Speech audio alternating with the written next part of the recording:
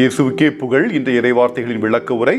ஆண்டவர் ஏழை, தாழ்மையான மற்றும் பக்தியுள்ள இடையரான சிறுவன் தாவீதை இஸ்ரேலின் ஆட்சியாளராக உயர்த்தியிருந்த போதிலும் தாவீதின் ஆட்சியின் பிற்பகுதியில் அவர் மிகவும் பெருமையும் அகங்காரமும் கொண்டவராகி அண்டை நாடுகளுடன் ஒப்பிடும் பொழுது தனது ஆட்சி பரப்பு பெரியது என்றும் தன்னிடம் பல வீரர்கள் உள்ளனர் என்றும் பெருமையுடன் அறிவிப்பதற்காக மக்கள் தொகை கணக்கெடுப்பை நடத்த விரும்புகிறார். தாவீதின் இந்த செயல் இறைவனுக்கு கீழ்ப்படியாததாகவும் ஒரு நற்பண்புள்ள மற்றும் நீதியுள்ள ஆட்சியாளருக்கு பொருத்தமற்றதாகவும் இறைவன் கருதுகிறார். தாவீதின் செருக்கை ஒடுக்கும் விதமாக இறைவன் இஸ்ரேலை ஒரு கொள்ளை நோயால் தண்டிக்கிறார். அதில் சுமார் 70,000 பேர் இறக்கிறார்கள். அப்பொழுது அரசன் மன்னிப்பு கேட்டு தனது கோபத்தை பொதுமக்கள் மீது அல்லாமல் தனது சொந்த குடும்பத்தின் மீது திருப்புமாறு ஆண்டவரிடம் கெஞ்சுகிறார். நாசரேத்தின் தொழுகை கூடத்தில் நடந்த ஒரு சம்பவத்தை இன்று நற்செய்தி நமக்கு கொடுக்கிறது.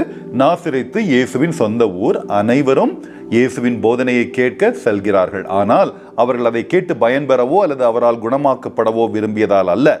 அவர்கள் அவரை சிறு வயதிலிருந்தே அறிந்திருந்தனர். அவர் அக்கம் பக்கத்தில் இருந்த ஒரு ஏழை குடும்பத்தை சார்ந்த தச்சரின் மகன்.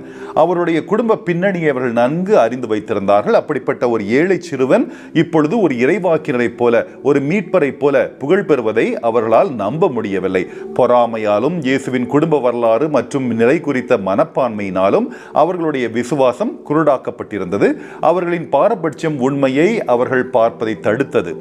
இயேசு இதற்கு ஒரு சரியான விளக்கத்தை கொடுக்கிறார். ஏனென்றால் எந்த இறைவாக்கினரும் தங்கள் சொந்த குடும்பத்தினராலும் சொந்த ஊராலும் வரவேற்கப்பட மாட்டார்கள் என்பதை அவர் வரலாற்றில் இருந்து அறிந்திருந்தார்.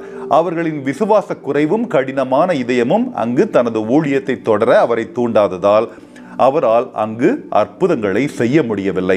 நாசரேத்தின் அவிசுவாசிகள் இயேசுவின் குடும்ப வரலாற்றிற்கு அளித்த முக்கியத்துவத்தை பார்க்கும் பொழுது அந்த நாட்களில் ஒரே குடும்பம், குலம் மற்றும் இனத்தை சேர்ந்த அனைவரும் சகோதர சகோதரிகளாக கருதப்பட்டனர் என்பதையும் நாம் இங்கு கவனிக்கலாம்.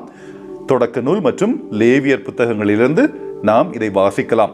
இங்கு பட்டியலிடப்பட்டுள்ள இயேசுவின் சகோதரர்களான யாக்கோபு மற்றும் யோசேப்பு ஆகியோர் சிலுவையின் அடியில் நின்ற மற்றொரு மரியா, அதாவது மரியா அல்லது யோசேப்பின் உறவினரின் மகன்களே ஆவர் என்று மத்தேயு 27வது அதிகாரம் 56வது இறைவாக்கு கூறுகிறது.